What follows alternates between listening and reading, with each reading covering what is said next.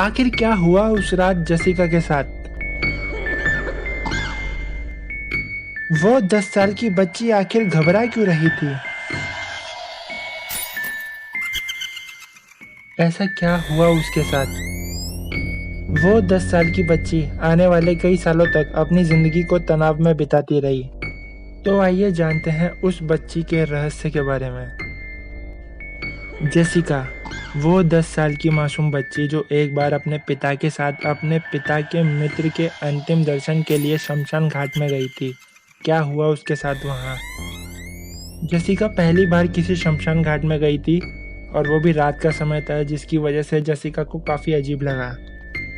वहीं कुछ पल के लिए जेसिका अपने पिता और बाकी भीड़ से थोड़ी दूर खड़ी हुई थी। तभी वहां पे एक आदमी आया। बड़े प्यार से उसने अपना हाथ जेसिका के सर पे फैलाते हुए कहा, जिंदगी बहुत अनमोल है और इसका सबसे प्यारा तोहफा होता है बचपन। मैंने अपना बचपन खराब कर दिया, पर तुम अपना बचपन खराब मत करना।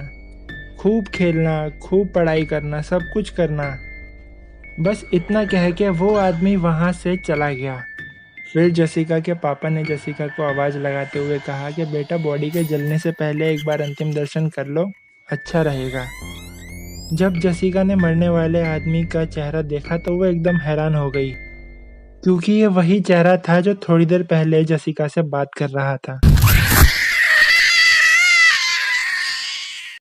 अब 10 साल की जेसिका के मन में ये सवाल था कि अगर ये आदमी मर चुका है तो फिर वो आदमी कौन था जो मेरे से बात कर रहा था?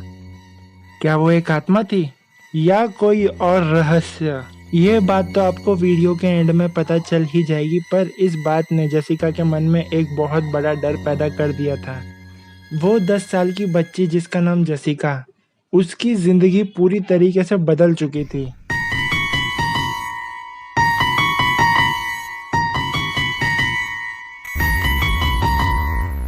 बड़े ही मानसिक तौर पे अपनी तनावपूर्ण जिंदगी काट रही थी। ना तो वो चैन से सो पा रही थी, ना वो चैन से जाग पा रही थी। जब भी वो सोने की कोशिश करती तो उसको एक सपना आता और सपने में उसको हमेशा वही चेहरा दिखाई देता, जो चेहरा उस बच्ची ने शमशान घाट में उस मरे हुए आदमी का देखा था।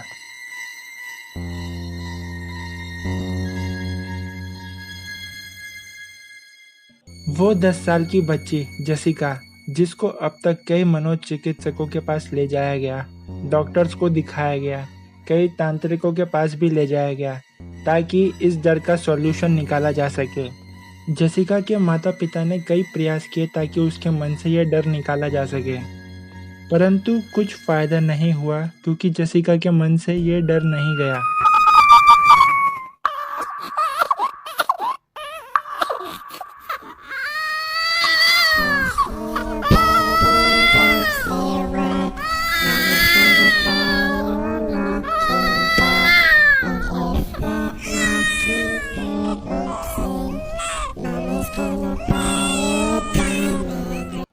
वो 15 साल की जेसिका अब जिसे कुछ ध्वनियाँ भी सुनाई देने लगी थीं, और वो ध्वनियाँ किसी डरावनी पिक्चर की तरह हुआ करती थीं, जैसे किसी बिल्ली के रोने की आवाज़,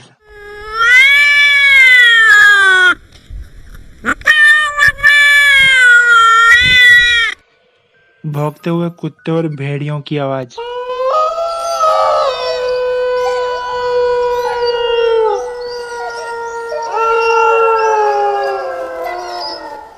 कहीं आपको भी तो ये आवाज़ें सुनाई नहीं देती?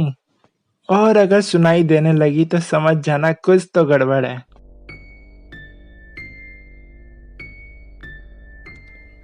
समय बीत गया, साल बीत गया और वो वक्त आ गया जब जेसिका की इस बीमारी का इलाज उसके माता पिता को मिल चुका था, और इस डर का सॉल्यूशन उस मरने वाले आदमी के पिता के पास था जो अभी भी जिंदा था। जब उस मृतक व्यक्ति के पिता को ये बात पता चली तो उसने तुरंत ही जेसिका के पिता को कॉल किया और अपने पास बुलाया और कहा कि जेसिका को भी अपने साथ लेकर आओ। जेसिका और उसके पिता के साथ काफ़ी बातें हुई और उस दिन के बारे में भी बात हुई, जिस दिन से जेसिका के मन में ये डर पैदा हुआ। अब जेसिका और उसके पिता को उस मृतक व्यक्ति के घर में बैठे हुए काफ़ी समय हो गया था, क्योंकि उसके पिता से काफ़ी बातें हुई, लगभग 3-4 घंटे हो चुके थे। अब जेसिका जैसे ही उनके घर से बाहर निकली तो वह एकदम खुश थी, जैसे मानो उसके मन से सारा डर निकल गया हो। जो काम मनोचिकित्सक नहीं कर सके, डॉक्टर्स नहीं कर सके, तांत्रिक नहीं कर सके, ऐसा क्या किया उस मृतक के पिता ने उस बच्ची के साथ। जब वह 15 साल की जेसिका अपने पिता के साथ उस घर में गई तब उसे पता चला कि उस मृतक व्यक्ति का एक जुड़वा भाई भी है और अभी भी जिंदा है। और अगर ये बात आपको पहले से पता थी तो प्लीज कमेंट सेक्शन में हमें कमेंट करके जरूर बताएं। और अगर आपको हमारी वीडियो पसंद आई तो प्लीज इसे लाइक करें, चैनल को सब्सक्राइब करो और वीडियो को शेयर करें दबा के खुल्लम खुल्ला।